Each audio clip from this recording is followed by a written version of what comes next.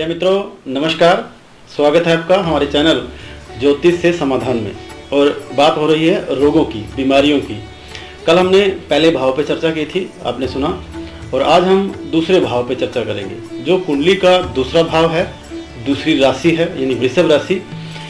इन पर अगर बुरे ग्रहों का प्रभाव हो या कुछ रोग, कुछ बीमारियां किस प्रकार से हम देख सकते हैं अपनी कुंडली को देख करके कि कुंडली में सेकंड हाउस अगर खराब है तो किस किस तरह के रोग हमें हो सकते हैं और उनसे हम उनका समाधान कैसे कर सकते हैं, उनके उपाय कैसे कर सकते हैं। तो इस तरह से आज हम चर्चा करेंगे हमारी कुंडली के दूसरे भाव पर। तो दूसरा भाव, सेकंड भाव को हम मारक भाव भी बोलते हैं कि वो जो सेकंड हाउस है मारक भाव है। रोग उससे क्या क्या होते हैं, हमारा जो मुख है, वाणी है, हमारी जो दोनों आंखें हैं, हमारे कान हैं, हमारी नासिका है, ये सब क्या है, ये सेकंड हाउस है हमारा सारा।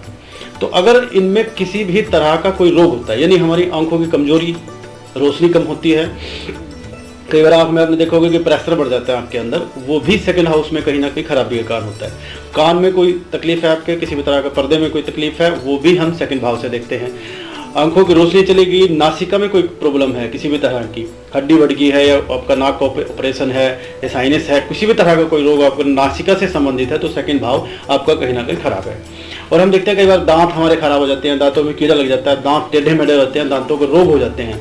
और एक चीज़ और जो गंभीर बीमारी है आजकल लोगों को, लकवा जैसे हो जाता है कि पैरालाइज हो जाता है कि मुंह टेढ़ा हो जाता है, वो भी सेकंड हाउस में कहीं ना कहीं खराबी के कारण होता है। तो तीसरा जो है आजकल माउथ कैंसर है, माउथ के जो है जिह्वा पे कोई ना कोई रोग हो गया आपके, ये सारी बीमारियां जो चेहरे से संबंधित हैं, हमारे मुख से संबंधित हैं, ये कुंडली में सेकंड भाव से देखी जा सकती है। अब देखी कैसे जाए कि हम इसका पता कैसे करें कि देखिए, अगर आपकी कुंडली में सेकंड हाउस में सूर्य का संबंध है, सूर्य नीच राशि में है, सूर्य का संबंध राहु से, केतु से, शनि से, पाप ग्रहों से है, सूर्य अष्टमेश होकर के, षष्ठेश होकर के, द्वादशेश होकर के अगर सेकंड हाउस में पड़ा है तो सूर्य क्या है, प्रकाश है, यानी आपकी आंखों की रोशनी कमजोर करेगा, आपके चेहरे में कहीं ना कहीं हड्डी जो है वो क्रैक हो जाएगी या ऑपरेशन आपको करवाना पड़ सकता है। ये सेकंड हाउस में सूर्य का प्रभाव। अगर चंद्रमा का प्रभाव रहेगा तो चंद्रमा क्या है, शीतलता का कारक है, शीत का कारक है चंद्रमा, यानी आपको कफ की जो बीमारियां हैं, नजला है, जुकाम है, खांसी है, इस तरह के जो रोग हैं वो आपको होंगे। मंगल का अगर संबंध जाता है, मंगल का प्रेशर से वही आंखों का प्रेशर बढ़ेगा, आंखों की रोशनी कमजोर होगी, अचानक अंधापन आ सकता है, पैरालाइज जो है वो मंगल के कारण होता है। तीसरा बुध जो है, अगर बुध का कहीं ना कहीं बुध जो है वैसे तो त्रिदोष कारक होता है, तीनों दोषों का कारक है बुध। बुध वेन्स की प्रॉब्लम देता है, नसों की प्रॉब्लम देता है, कानों के पर्दा है हमारा उससे संबंधित है अगर बुध वहाँ कहीं ना कहीं कमजोर है।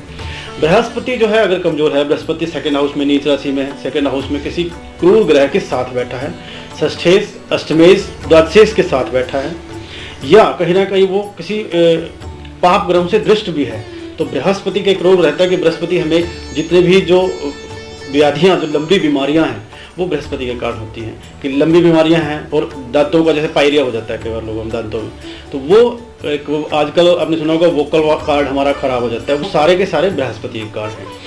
शुक्र ग्रह जो है, अगर शुक्र ग्रह पीड़ित है कहीं ना कहीं किसी ग्रह से और वो सेकंड हाउस में है, और तो शुक्र से संबंधित जो बीमारियां क्या होगी, हमें जितने भी हमारे दांतों की प्रॉब्लम है, हमारी जो गाल की प्रॉब्लम है, ये प्रॉब्लम जो करेगा वो शुक्र पैदा करेगा।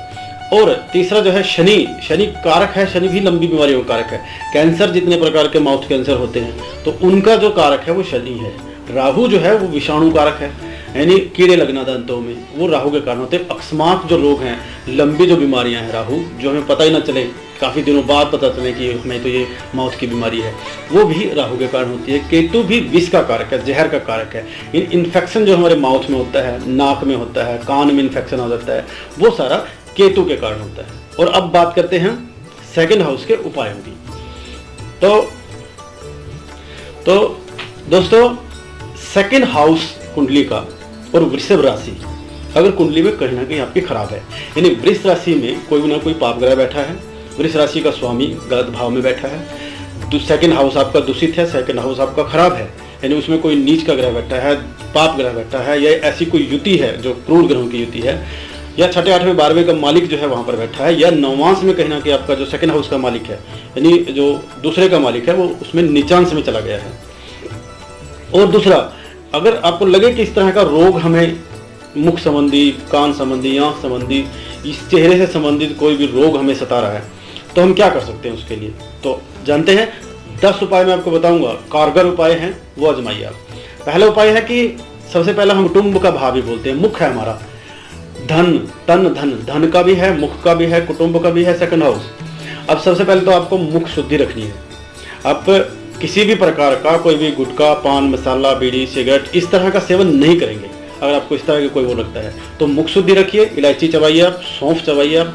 मुख को जितना खुशबूदार रख सकते हो तो उतना ही आपको फायदा मिलेगा। दूसरा जो भाव होता है वो धन का भी है। आपने कभी भी ब्याज पे पैसे नहीं देने हैं, ठीक है, क्योंकि सेकंड हाउस खराब हो जाएगा अगर आप ब्याज पे पैसे दोगे। तीसरा जो है, जो हमारा तीसरा कुटुंब का भी है, परिवार का भी है।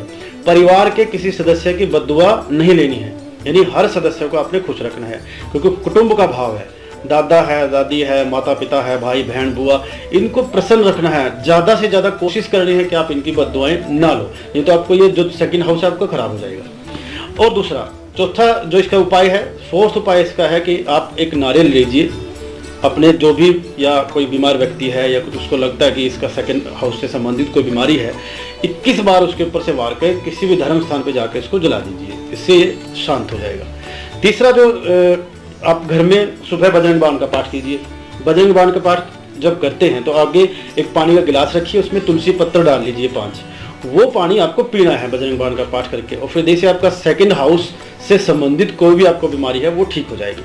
और दोस्तों खाने पीने का ध्यान रखना है अपने की, मुख शुद्धि रखनी है। और तीसरा जो बहुत इंपॉर्टेंट है, 2 चीजें मैं आपको बताऊंगा कि गुरु चंद्र और बुध का संबंध अगर आपके सेकंड हाउस से संबंधित है तो आप कान छिदवा लीजिए। कुछ दिन कान छिदवाएंगे तो आपका सेकंड हाउस ठीक हो जाएगा।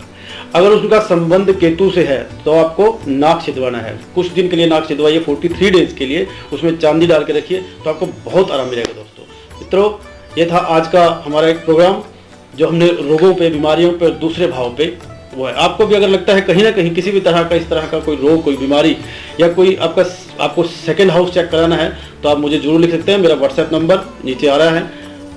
नमस्कार दोस्तों, प्रणाम।